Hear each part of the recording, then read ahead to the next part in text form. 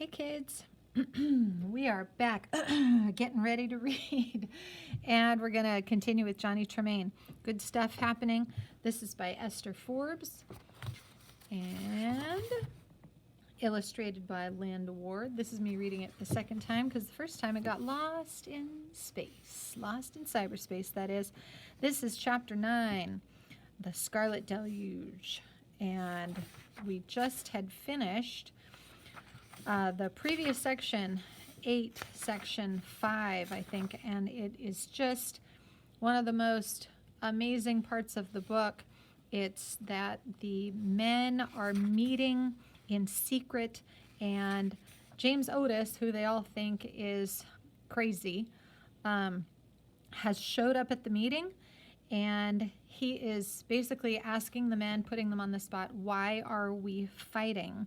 And so they're like, well, taxes, it's about the taxes, and it's about representation in Parliament. And James Otis is like, no, that's not enough. And so he is kind of the brilliant one, but he's getting them to kind of come to the realization that they can't just fight for like the right to not be taxed without representation, that's not good enough. And then Paul Revere is talking about when his parents had to leave France. And in the biography that we read in class about Paul Revere, Apollos Rivoire is what I read it as, left France because they were persecuted. And so James Otis is saying, you, Paul Revere, your parents had to leave France.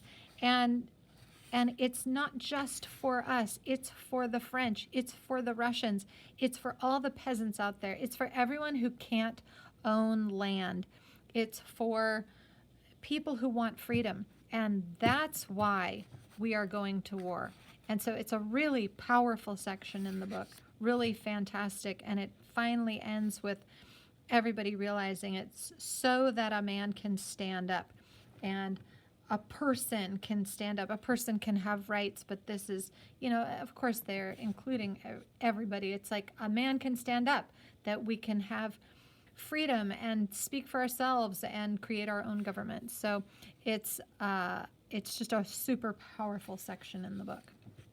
So chapter 9, The Scarlet Deluge. That fall, Paul Revere did organize a spy system. 30 artisans, mostly masters from all over Boston, were the center.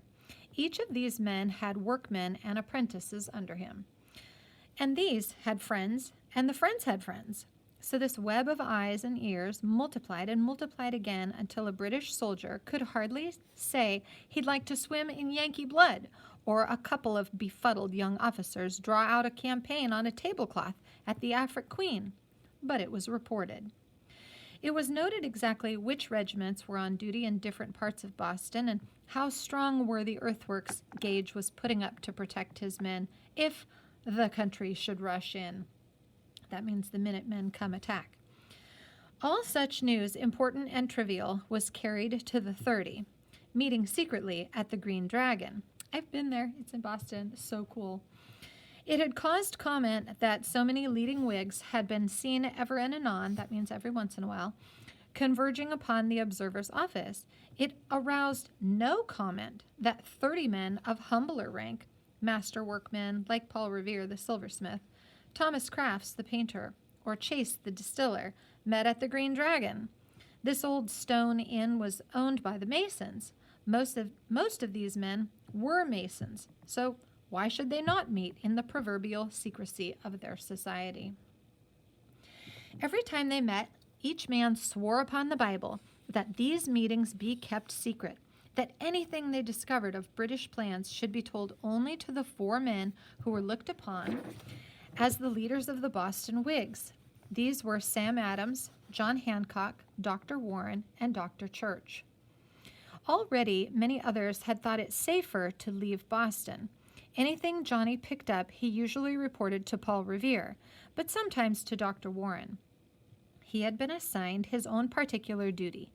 This was to keep sharp track of Colonel Smith and the other officers of the 10th Regiment who were living at the Afric Queen. As long as Goblin was stabled there, no one was suspicious if Johnny hung about the stables, the yard, and the kitchen.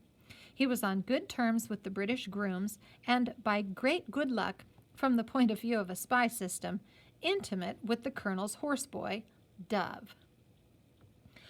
"Don't you lose track of that Dove, Johnny," Paul Revere commanded him. "For if ever the British march out to attack us, a colonel's horseboy might well know something is happening in advance." Every day Johnny knew what orders were given to the 10th, and he knew other boys and men and women and girls were as carefully watching the actions of the other 10 regiments in Boston. Lydia, the handsome black laundress at the Queen, extended his own eyes and ears into the very bedrooms of the officers, and often, as he helped her hang up the sheets, she would tell him this and that, but nothing of any value until one day she called him out of the stable where he was grooming Goblin. "Johnny boy," she called, "you help me hang up these here sheets and I'll give you a sweet." "What's up?"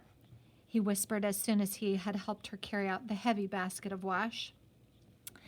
"Last night, just before bedtime, Colonel Smith, he sent for me 'cause he says I sent up a shirt as wasn't his, and that there Lieutenant Stringer, he was standing by the fireplace thanking his colonel for permission to go on the little business.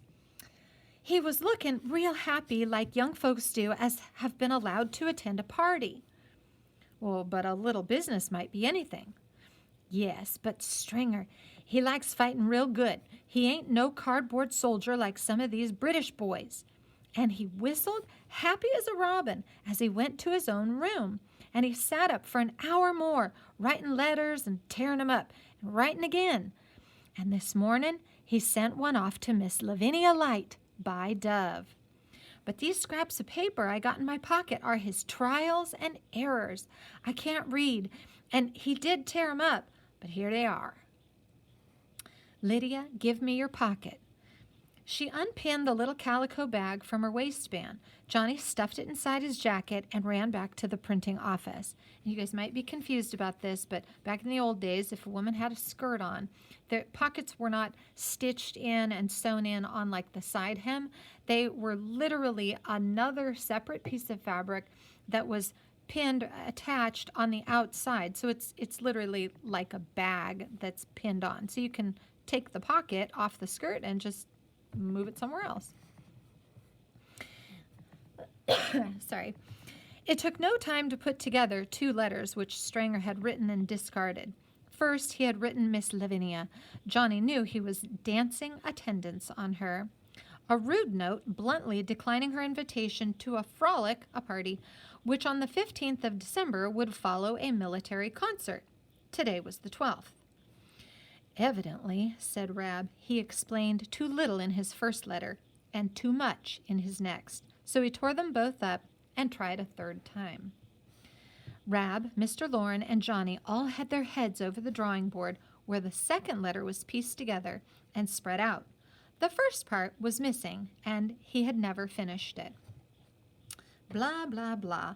As Lovelace said so long ago, I could not love thee, dear, so much loved I not honor more. 'Tis honor only, my dear, my very dear Miss Light, which forces me to decline your most gracious invitation for the 15th of December. The honor of a soldier and eyes even brighter than your brilliant orbs, the bright eyes of danger call me forth. To you alone I will confide that on that night I shall be 60 miles north of here, for we must have all our forts sufficiently strengthened, so as blah, blah, blah." Then he had stopped. 60 miles, said Mr. Lorne. "That's Portsmouth, Fort William and Mary. They have only a handful of men on duty there and a vast store of powder and ball, like weapons and cannons and guns and gunpowder, ammunition and bullets." "No wonder," Rab was saying. Stringer tore that letter up. It certainly let the cat out of the bag. "Where are you off to, Johnny?" "I'm off to Paul Revere," Johnny yelled over his shoulder. He had not stopped for overcoat or mittens. From the lowering December sky, handfuls of snowflakes were falling. But as soon as they came to earth, they turned to ice. It was a bleak, bad, dangerous day for the long ride north. 10 minutes after Johnny told him the news, Revere was in the saddle, buttoning his fur-lined surtout to his ears. His wife had so recently borne him another child, she was still abed. She rapped on a window pane, and Johnny ran to her. "He forgot this," she said, and handed him the hasty scrawl she had had the wit to write.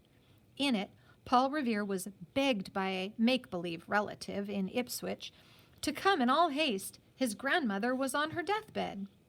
This is not real, it's just what's in the note.